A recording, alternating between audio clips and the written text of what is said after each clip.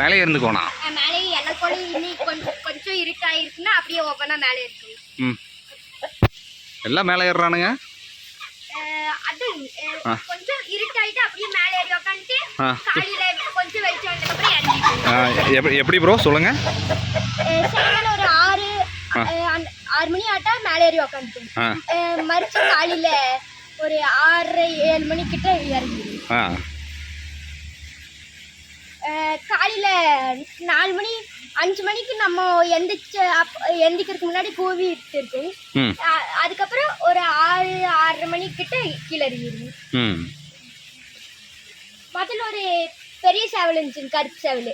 அதுல இருந்து தான் இத்தனை ஒரு கோழி வச்சு இத்தனை வந்துச்சுங்க. அதுக்கப்புறம் அந்த சேவல் மேலே இருந்து கீழே குதிச்சு நெஞ்சில அடிபட்டு கும்பலுக்கு இறந்துருச்சு.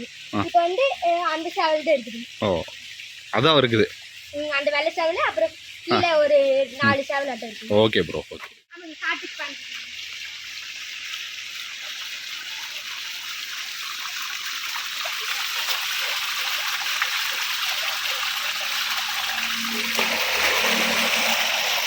நீங்கள் என்னென்ன வேலை செய்வீங்க இங்கே? இது கிளிக்காட்டுக்கெல்லாம் தண்ணி கட்டுவோம். அப்புறம் சேவலுக்கெல்லாம் கோழிக்கெல்லாம் கீழே வச்சுட்டு மாட்டுக்கெல்லாம் அரிசி போட்டிருந்தாங்கன்னா கொஞ்சம் கொஞ்சம் கொண்டாந்து போடுவோம். அதுக்கப்புறம் மாடு தண்ணி கட்டிட்டு மாடு சாணி கழிக்கிறது, மாடு பிடிச்சி கட்டுறது எல்லாம் கட்டுவோம். ஓகே, இந்த வேலையெல்லாம் நீங்கள் பார்த்துப்பீங்க. ஒரு மாடு கண்ணு போட்டது 2 பால் கொடுக்குங்க.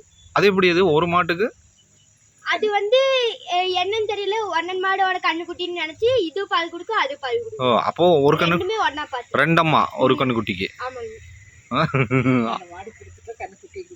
அந்த மாடு கண்ணுக்குட்டி ரெண்டுமே கொடுத்தாச்சு. ஏன் கொடுத்துட்டீங்க? அது அழகி ஒரு மாடு இருக்குதுங்க, அது கண்ணு போட்ட மாடு கொடுத்துட்டோம். அது கொடுத்துட்டீங்க. ஓகே.